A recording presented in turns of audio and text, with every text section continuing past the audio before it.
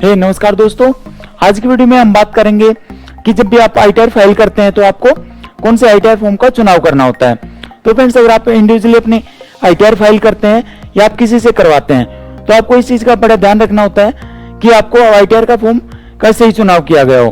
क्योंकि फ्रेंड्स, अगर ITR form का सही चुनाव नहीं किया तो उस केस में अगर गलत फॉर्म फाइल हो गया तो आपको इनकम टैक्स डिपार्टमेंट से नोटिस भी आ जाता है और उस केस में आपको फिर अपनी रिटर्न को रिवाइज करना पड़ता है। अगर आपका रिफंड होता है तो रिफंड भी अटक जाता है, जब आप रिवाइज फाइल कर लेंगे उसके बाद ही रिफंड आता है। तो फ्रेंड्स, चलिए बात करते हैं कि जब भी कोई इंडिविजुअली अपने आईटीआर फाइल करते हैं तो उस केस में क्या होता है कि वो या तो दो ही चीज हो सकती हैं, या तो अगर वो सैलरीड होगा या फिर वो सेल्फ एम्प्लॉयड होगा।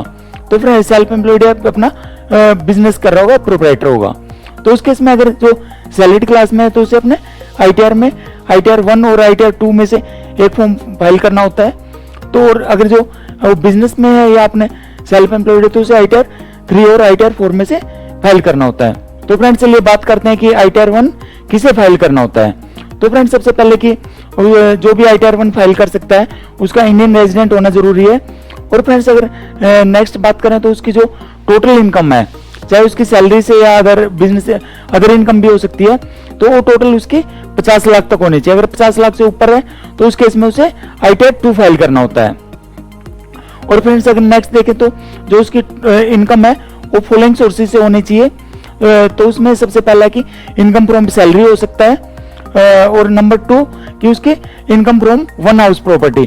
अगर फ्रेंड्स उसका कोई रेंट आता तो एक ही हाउस प्रॉपर्टी से रेंट आना चाहिए। अगर उसके एक से ज्यादा किसी भी हाउस प्रॉपर्टी से कुछ भी इनकम आती है, रेंट आता है, तो उस केस में उसे आईटीआर 2 फाइल करना होता है। और फ्रेंड नेक्स्ट 3 अगर बात करें तो इनकम फ्रॉम अदर सोर्सेज हो सकता है, जैसे उसका कोई बैंक इंटरेस्ट हो सकता है, एफडी का इंटरेस्ट हो सकता है, तो उस केस में भी वो अपना आईटीआर 1 फाइल कर सकता है।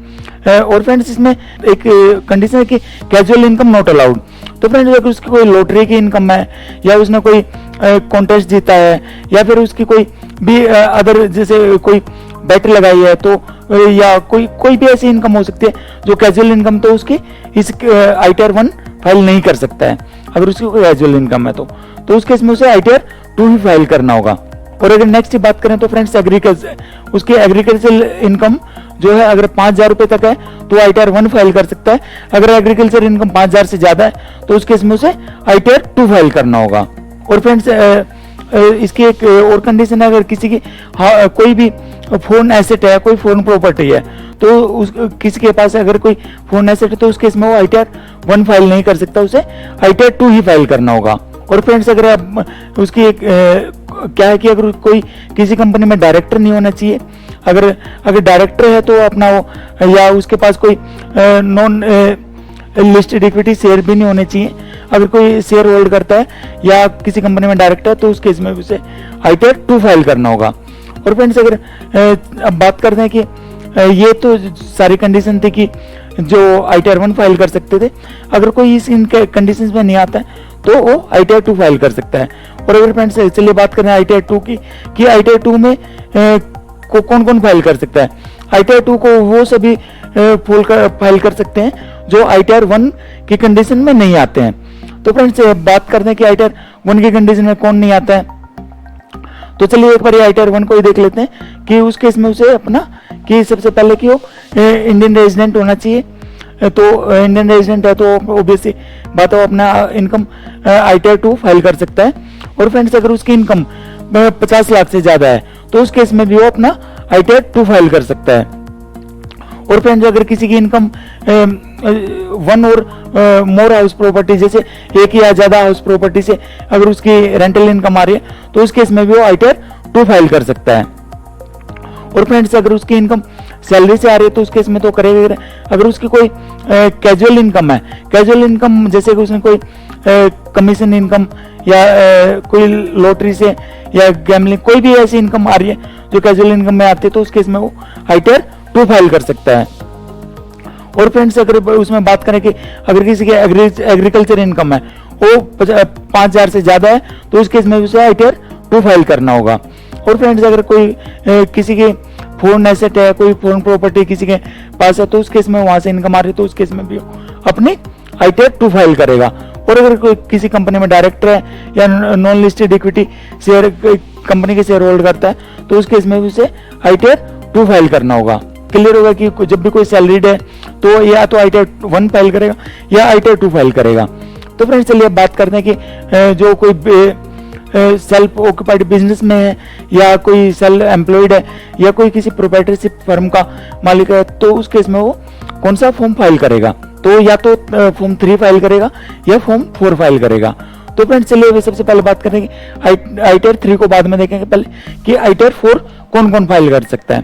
तो ITR 4 में बात करने की वो इंडियन रेजिडेंट होना उसका जरूरी है और जो उसकी टोटल इनकम है, जैसे ITR 1 में थी कि उसकी इनकम 50 लाख तक होना जरूरी, इसी तरीके से ITR 4 में भी उसकी income total income ITR up to 50 lakh तक हो सकती है। अगर 50 लाख से ज्यादा इनकम है तो उस केस में वो ITR 3 फाइल करेगा। तो फ्रेंड्स अगर नेक्स्ट बात करें कि हैविंग फॉलोइंग सोर्सेज से उसकी इनकम हो सकती है। नंबर 1 की इनकम फ्रॉम सैलरी, कि कई केस में ऐसा होता है कि कोई अगर पार्ट टाइम सैलरी जॉब भी करता है और उसका अपना सेल्फ एम्प्लॉयड भी होता है तो उस केस में वो ITR 4 फाइल कर सकता है। ठीक है। और अगर नेक्स्ट बात करें तो income from one house property, कि अगर उसकी सैलरी के साथ साथ किसी या बिजनेस के साथ उसकी जो कोई रेंटल इनकम आती है तो वो वन हाउस प्रॉपर्टी से हो तो उस केस में वो ITR 1 फाइल कर सकता है। और अगर फ्रेंड नेक्स्ट बात करें तो इनकम फ्रॉम बिजनेस प्रोफेशन, तो उसके अगर कोई बिजनेस प्रोफेशन से इनकम आ रही है और टोटल इनकम मिला के 50 लाख तक है तो वो ITR 4 फाइल कर सकता है। और फ्रेंड्स अगर नेक्स्ट बात करें तो उसकी इनकम फ्रॉम अदर सोर्सेज, जैसे उसके कोई बैंक इंटरेस्ट या FD का इंटरेस्ट हो या अदर इनकम उसकी वो इसमें हो सकती है, अगर वो टोटल मिला के 50 लाख तक की होनी चाहिए तो ITR 4 फाइल कर सकता है। और नेक्स्ट इसमें कैजुअल इनकम नॉट अलाउड, तो फ्रेंड्स जैसे ITR 1 में कैजुअल इनकम वाला ITR 1 नहीं फाइल कर सकता था सैलरीड क्लास में, उसी तरीके से अगर कोई बिजनेस में है तो उसके में भी अपना अगर कैजुअल इनकम है उसकी तो ITR 4 फाइल नहीं कर सकता। और फ्रेंड्स अगर नेक्स्ट बात करें तो उसमें एग्रीकल्चरल इनकम 5,000 रुपए तक है तो ITR 4 फाइल कर सकता है। अगर एग्रीकल्चर इनकम उसकी 5,000 से ज्यादा है तो उस केस में उसे ITR 3 फाइल करना होगा। और फ्रेंड्स अगर नेक्स्ट बात करें तो उसकी कोई फोन में प्रॉपर्टी या एसेट नहीं होनी चाहिए, अगर फोन में कोई प्रॉपर्टी या एसेट है तो उस केस में वो अपना ITR 3 फाइल करेगा। और फ्रेंड्स अगर जो इसमें एक बात है कि किसी कंपनी का डायरेक्टर नहीं होना चाहिए, अगर कई बार ऐसा होता है कि उसकी सैलरी है जो किसी कंपनी में डायरेक्टर है तो उस केस में वो ITR 3 फाइल करेगा और किसी नॉन लिस्टेड इक्विटी कंपनी के शेयर भी होल्ड करते हुए नहीं होना चाहिए। तो अगर इन सभी कंडीशंस को अगर पूरा करता है तो ITR 4 फाइल कर सकता है, अगर इन कंडीशंस को से बाहर है तो उस केस में वो अपना ITR 3 फाइल करेगा।